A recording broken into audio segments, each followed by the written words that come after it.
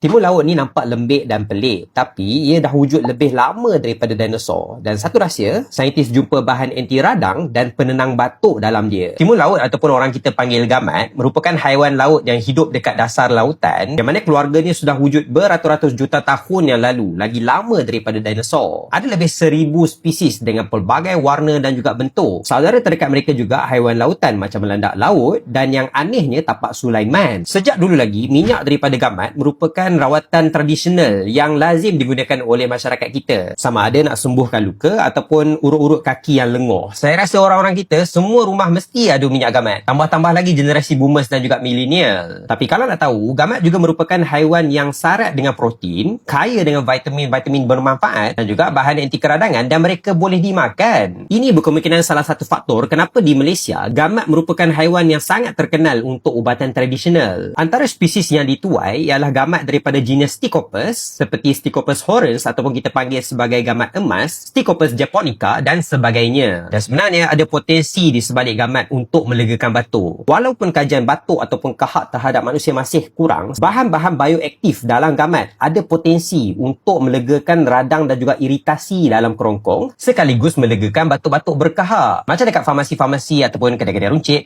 sangat banyak dijual Hurix, sirap ubat batuk gamat dan Madu Plus, formulasi tradisional yang menggunakan gamat dan juga madu untuk melegakan batuk-batuk. Dan kalau kita tengok ramuan dia, memang kita akan dapati ia menggunakan salah satu spesies gamat yang kita bincangkan tadi, Stichopus japonica selenca. Tapi saya nak tunjuk juga, selain daripada gamat dan juga madu, ada bermacam-macam campuran herba yang pelbagai. Semuanya direka bentuk sebagai rawatan tradisional untuk mengurangkan kahak, melegakan batuk, mengurangkan haba pada badan dan sebagainya. Malah formulasi dia selamat dan sangat sesuai untuk digunakan oleh kanak-kanak seawal usia 2 tahun. Jadi satu rumah boleh pakai ubat ini. Saya sebenarnya baru je cuba Hurix gamat ni beberapa hari lepas, dan saya dapati dia rasa minti dan juga manis. Manis tu by the way memang datang daripada madu tulen. Tidak ada gula tambahan pada ubat ini. Dan yang paling menarik pada saya, Hurix ni dia tak mengantuk. Jadi ia sangat sesuai untuk orang-orang yang nak kurangkan kahak ataupun legakan batuk dalam keadaan sedang bekerja ataupun sedang memandu dan sebagainya. Bolehlah satu rumah satu botol Hurix gamat.